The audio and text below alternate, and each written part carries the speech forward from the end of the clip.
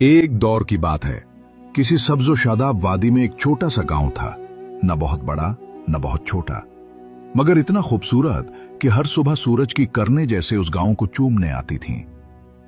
इसी गांव के कोने में दरख्तों के साए में एक छोटी सी दुकान थी, एक मोची की दुकान। मोची का नाम करीमुद्दीन था। करीमुद्दीन एक गरीब मगर ईमानदार शख्स था। उसकी जिंदगी बहुत सादा थी। सुबह सवेरे वो दुकान खोलता, जूते गूंथता, पुराने जूते ठीक करता और शाम ढलते घर चला जाता।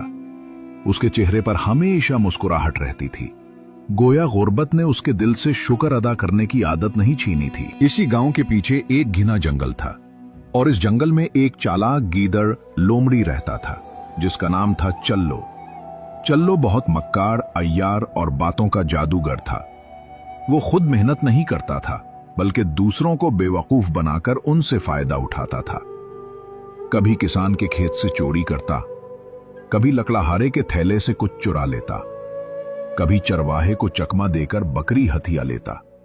लेकिन फिर भी उसे हमेशा लगता था कि दुनिया उसके साथ नाइंसाफी करती है। एक दिन चल्लो भूखा प्यासा जंगल में फिर रहा था।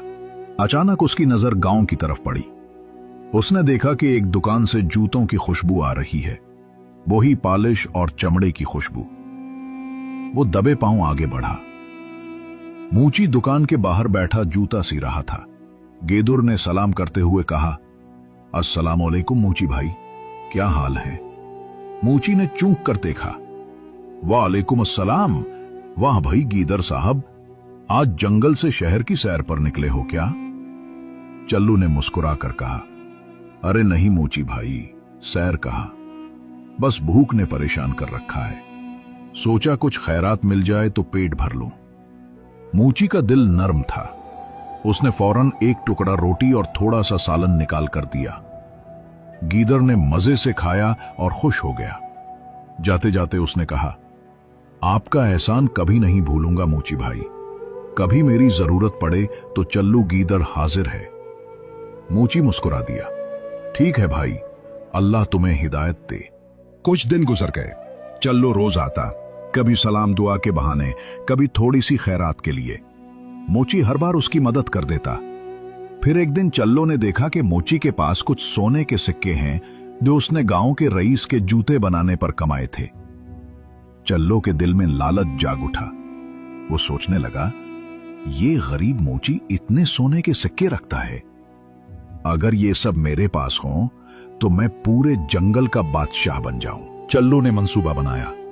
अगले दिन वो बहुत नरमी और मोहब्बत से बोला, मोची भाई, आप तो बहुत नेक इंसान हैं। अल्लाह ने आपको हुनर दिया है। मैं सोच रहा था आपके उस हुनर को जंगल तक फैलाया जाए। मोची हंसा, जंगल में? वहां कौन जूते पहनता है गीदर भाई? चल्लो बोला, अरे नहीं नहीं, जंगल के बादशाह शेर साहब को मैं जानता हूं। वो अक्सर अपने पंजे जख्मी कर बैठते हैं। अगर आप उनके लिए चमड़े के मोजे बना दें तो आपको इनाम में सोना मिलेगा।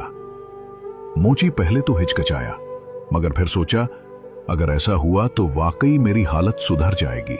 चल्लो अगले दिन मोची को लेकर जंगल की तरफ चल पड़ा। वो दोनों दरख्तों के बीच नदी पार करके एक खुले मैदान में पहुंचे। चल्लू ने कहा, यह जगह बादशाह के खेमे के करीब है, आप यहीं बैठ जाएं, मैं जाकर शेर साहब को बुलाता हूं। मोची ने खामोशी से अपने औजार खोले और इंतजार करने लगा, लेकिन चल्लू का इरादा कुछ और था।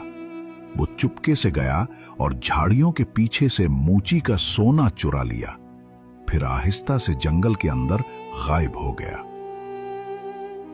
मोची की परेशानी कुछ देर बाद। जब मोची ने महसूस किया कि चल्लू वापस नहीं आया तो उसे शक हुआ। उसने अपने थैले में हाथ डाला और दिल दहल गया। सोना गायब था। मोची को समझ आ गया कि वो धोखा खा गया है, लेकिन वो गुस्सा करने के बजाय रोने लगा।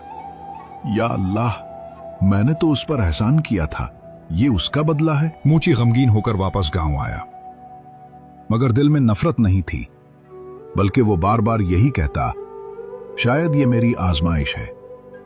दूसरी तरफ चल्लो अपनी चालाकी पर नाज़ा था। उसने सोना लेकर जंगल में एक गड्ढे में छुपा दिया और खुशी से नाचने लगा। मगर किस्मत को कुछ और मंजूर था। इसी रात एक भयानक तूफान आया। बारिश और बिजली ने पूरा जंगल हिला दिया। गड़ा मिट्टी से भर गया और सोना जमीन में दफन हो गया। जब सुबह हुई, चल्लो ने देखा सोना गायब। उसने घंटों तलाश किया मगर कुछ न मिला। अब वो भूखा, परेशान और थका हुआ गांव की तरफ भागा। वही मोची की दुकान, वही पुराना मंजर। चल्लो आया, थका हुआ, आंखों में निदामत। मोची भाई, मैंने आपके साथ बहुत बुरा किया। सोना चिरा लिया था मगर अल्लाह ने सब छीन लिया। मुझे माफ कर दो। मोची ने नरमी से कहा, गीदड़ भाई, मैंने तुम्हें पहले ही कहा था, जो दूसरों का हक खाता है वो खुद भूखा रहता है। तुमने मेरा सोना चुराया मगर अल्लाह ने तुम्हारा सुकून ले लिया। चल्लो रोने लगा। मुझे सच में अपनी गलती का एहसास हो गया है। मैं वादा करता हूं अब कभी किसी को धोखा नहीं दूंगा। मोची ने मुस्कुरा कर कहा, अगर तुम सच में तौबा कर लो तो अल्लाह जरूर तुम्हें मुआफ करेगा। उस दिन के बाद चल्लो ने चोरी छोड़ दी। वो रोज मोची की मदद करता, कभी पानी लाता, कभी दुकान साफ करता। मोची ने भी उसे मुआफ कर दिया। कुछ ही दिनों में गांव के लोग भी उसे अच्छा समझने लगे और यूं एक चालाक गीदड़ नेक बन गया और एक गरीब मोची ने अपनी नरमी से एक दिल बदल दिया। जो इंसान दूसरों के साथ नेकी करता है, अल्लाह उसे कभी जलील नहीं करता। लालच इंसान को अंधा कर देता है मगर सच्चाई आखिरकार फतह पाती है।